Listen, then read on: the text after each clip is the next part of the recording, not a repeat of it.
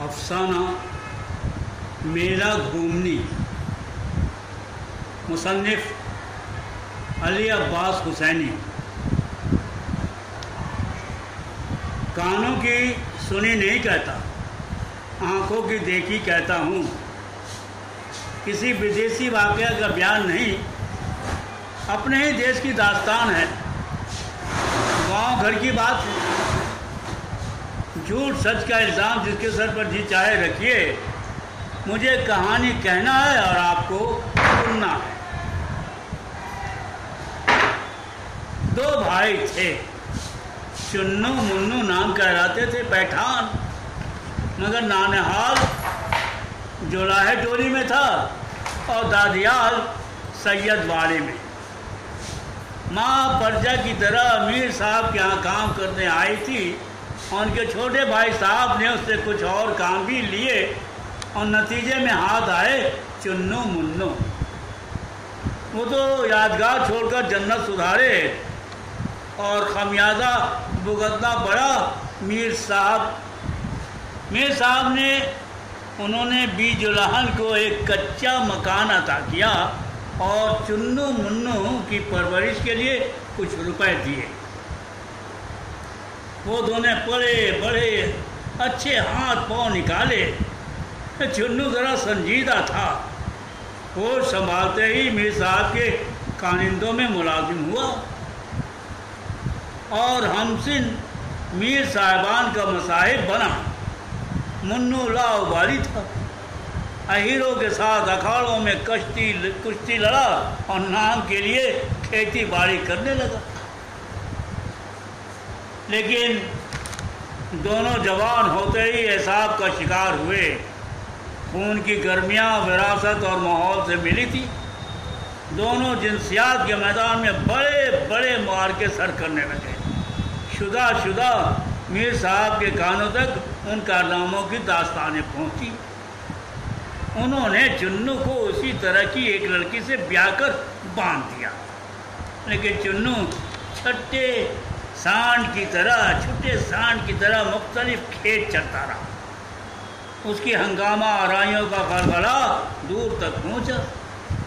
بالآخر میر صاحب کے پاس اہیر ٹولی، چماٹ ٹولی، جولاہے ٹولی، ہر سمت اور ہر محلے سے فریاد کی صدائیں پہنچنے لگی۔ انہوں نے آج آ کر ایک دن اس کی ماں کو بلوا بھیجا۔ وہ جب گھونگھٹ لگائے لجاتی سہمتی ان کی بیوی کے پلنگ کے پاس زمین پر آ کر بیٹھی تو میر صاحب نے منو کی شکایت کی اور کہا، اس لونڈے کو روکو ورنہ ہاتھ پاؤں ٹوٹیں گے۔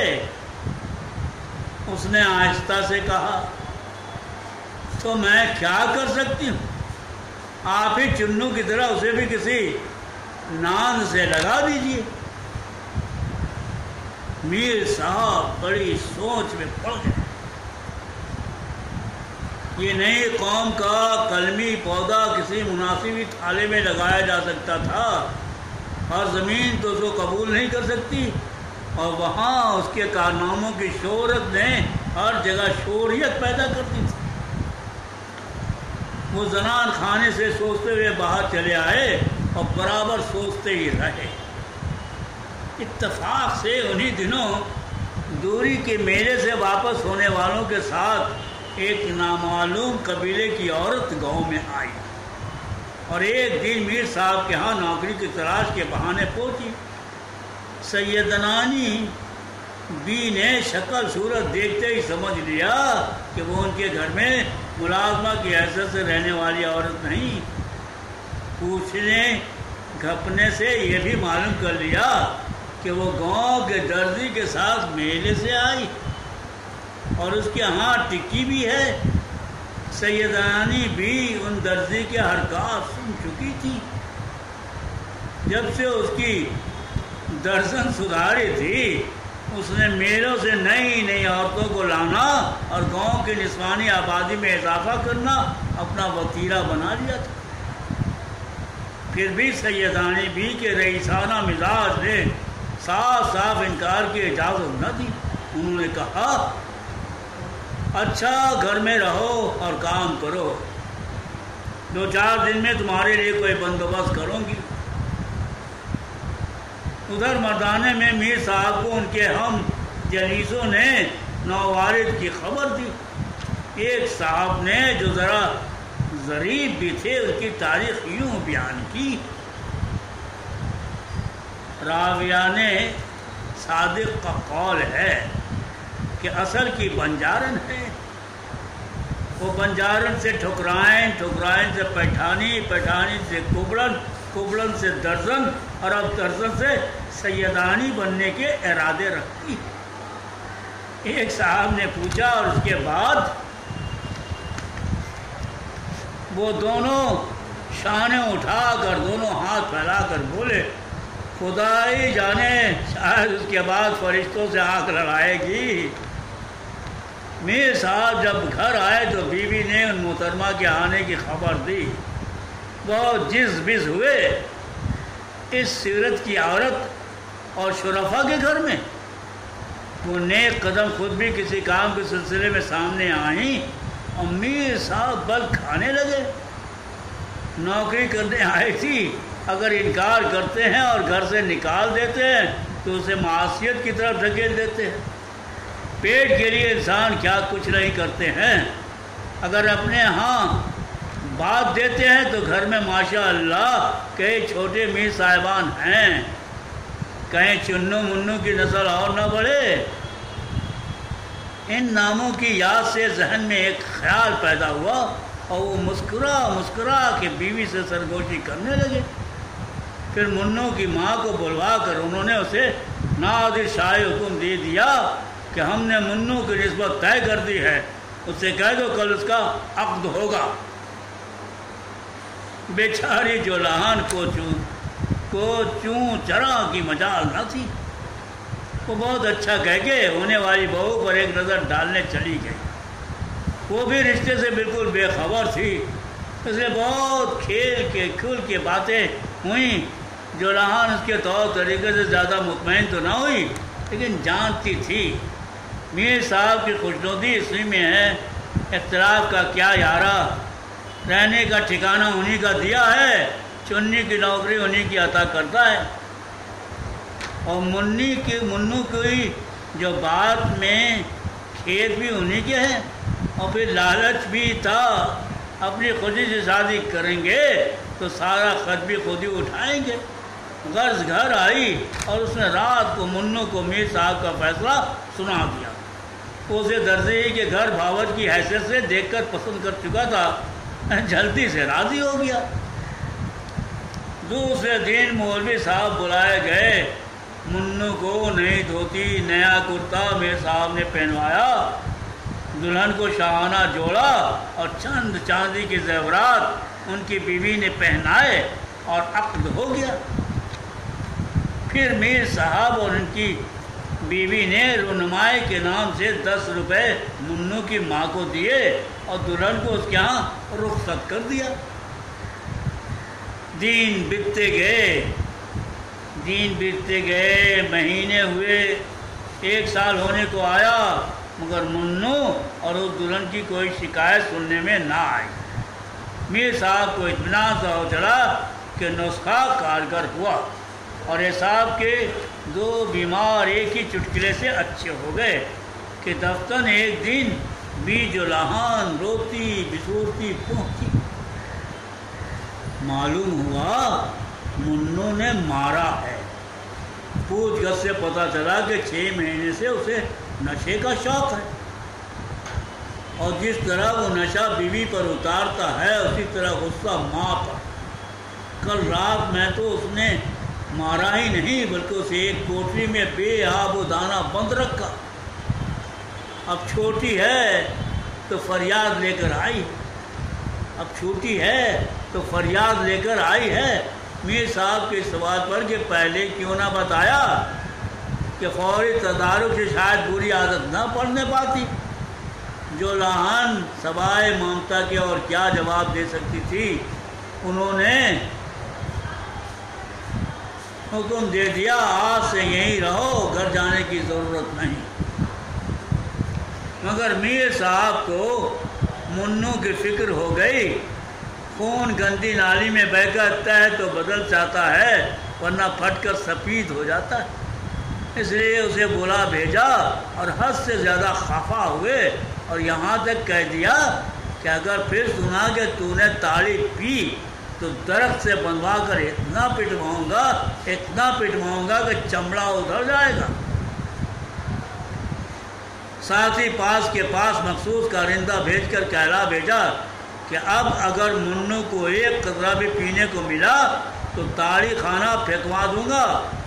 غرض منو کی پورے طور پر بندش کر دی گئی اور تاڑی بند ہو گئی۔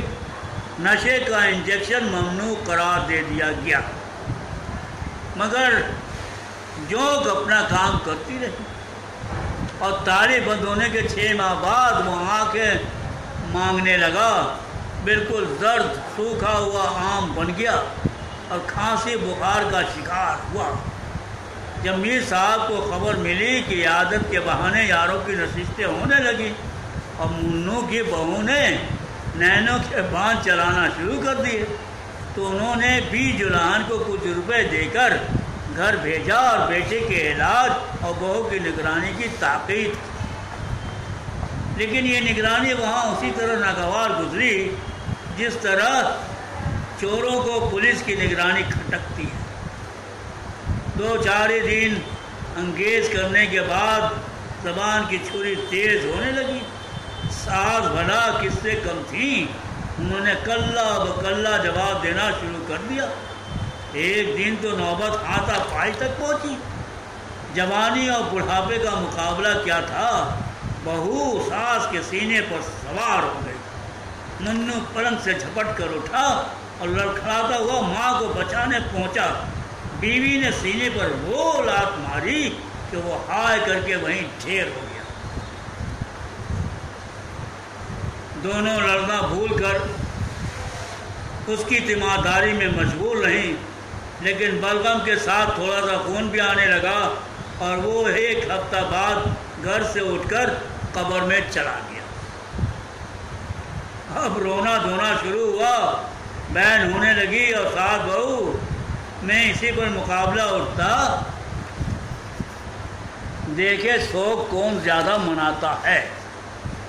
5 روز تو اس دکان میں وہ طغیانی رہی کہ میر صاحب کو خود آ کر سمجھانا پڑا، لیکن آہستہ آہستہ سیلاب غم گھٹنا شروع ہوا اور ساس بہو کو ایک دوسرے سے چھٹکارا پانے اور رشتے قرابت ٹوٹ جانے کی غیر شعوری طور پر خوشی ہونے لگی کہ دفتر چنو کی بیوی قبل از وقت مرا ہوا بچہ جن کر دیور کے پاس چلی گئی۔ 20 جولان کے 4 چھوٹے چھوٹے پوتے پوتیوں کو سنبھالنا پڑا اور منو کی بیوہ کو عدت کے احکام بھول جانے کے مواقع ملنے لگے۔ ایسے ہی ایک موقع سے چنو غم بھلانے اور جی بہلانے دیورانی کے پاس آ بیٹھا۔ خاطر تواضع ہوئی اور باتوں کا سلسلہ چھڑ گیا۔ درد دل بیان ہوئے، تنہائیوں کا ذکر چھڑا اور اس کے دور کرنے کے ذرائع پر غور ہوا۔ بالآخر ایک شب امتحان قرار پائی۔ جب اس کی صبح سرخروئی سے ہوئی تو چنو نے ماں سے اصرار کیا کہ اس رشتے کو عقد کے ذریعہ مستحکم بنا دے۔ وہ بیٹے کو لے کر مولوی صاحب کے پاس پہنچی۔ وہ دیہات میں رہنے کی وجہ سے شروع کی کتابیں اب تک نہ بھولے تھے، انہوں نے امتحان اور اس کے نتائج سے واقف ہوتے ہی کان پر ہاتھ رکھا اور نکاح کے ممنوع ہونے کا فتویٰ فوراً صادر فرما دیا۔ بڑی بھی دیر تک ایک وکیل کی طرح بحثتی رہی، پر جب مولوی صاحب اپنے فیصلے سے نہ ٹلے تو جل کر بیٹے سے بولی، چل ایک گھر چل، مانگ میں میرے سامنے سندور بھر دینا، وہ اب تیری بیوی ہے، میں خوش میرا خدا خوش۔ چنو نے ماں کا کہنا کیا مانگ میں سندور کے چٹکی ڈال دیا اور اپنے 4 بچوں سمیت اس گھر میں منتقل ہو آیا۔ 1 مہینہ بیتا، 2 بیتے، 3 مہینے بیتے، مگر 4تھے مہینے چنو کی کمر میں چک آ گئی۔ اکڑنا برڑنا تن کے چلنا چھوڑ گیا. وہ اب ذرا جھک کے چلنے لگا. ہمسین میر صاحبان میں سے ایک صاحب طبیب تھے، ان کو دکھایا. انہوں نے معجونیں اور گولیاں کھلانا شروع کی. دواؤں کے زیر پر کچھ دن اور چلا. بدقسمتی سے حکیم صاحب ایک ریاست میں ملازم ہو کر چلے گئے. بس چننے کی کمر کچی لکڑی کی طرح بوجھ پڑنے سے جھک گئی. ساتھیوں نے افیون کی صلاح دی. شروع میں تو کافی سرور آیا، مگر افیون کی خشکی نے دبوچا اور بھی چنیا بیگم مانگتی ہیں. دودھ مکھن گھی ملائی اور یہ چیزیں 4 روپے کی کمائی میں کہاں نصیب. وہ لگا گھی سے نکال کے ہاتھ پھیلانے اور پلیٹیں کھانے، مگر اس پر بھی جو کچھ ملتا بھاویں نہ سماتا اور افیون کی لت پڑی چکی تھی. وہ چھوڑتی نہیں. اس نے آہستہ آہستہ دل جگر کو چھلنے کیا اور چنو خان کو اضطراب کے دورے پڑنے لگے اور سوکھی کھانسی آنے لگی. ایک دن جنوری کے مہینے میں جب بوندا باندی ہو رہی تھی، اولے پڑنے والے تھے کہ چنو کو اضطراب شروع ہو گیا. ڈیوڑی پر کسی کام کے سلسلے میں حاضر تھا. لیا برتن چھوڑ چھاڑ گھر کی طرف بھاگا. راستے میں کوندا لپکا اور جان پڑا. اسی کے سر پر بجلی گری. منہ کے بل زمین پر آ رہا. سنبھل کر اٹھا، مگر دل کا یہ حال تھا کہ منہ سے نکلا پڑا تھا. بے ساختہ ارے ماں چیختا ہوا دوڑا. راستہ سجائی نہ دیتا تھا. دم گھٹا جا رہا تھا، مگر پاؤں پہیے کی طرح لڑک رہے تھے. گھر کی دہلیز میں قدم رکھا ہی تھا کہ دوسرا کڑاکا ہوا. وہ ٹھوکر کھاتا سنبھلتا پھسلتا لڑکھڑاتا دلان والے پلنگ پر جا کر بحری کے نیچے سے چھوٹے ہوئے کبوتر کی طرح ہاتھ سے گر پڑا اور اس طرح اس کا ہر عضو پھڑکنے لگا. بیوی ارے کیا ہو گیا لوگوں کہتی ہوئی دوڑی. چنو نے بایاں پہلو دونوں ہاتھوں سے دباتے ہوئے کہا، اب میرے بعد تم کو کون خوش رکھے گا؟ اور ہمیشہ کے لیے خاموش ہو گیا. چنو کی فاتحہ کے تیسرے دن اس کی خوش نہ ہونے والی بیوہ گاؤں کے ایک جوان کسان کے ساتھ کمبھ کا میلہ گھومنے الہ آباد چلی گئی.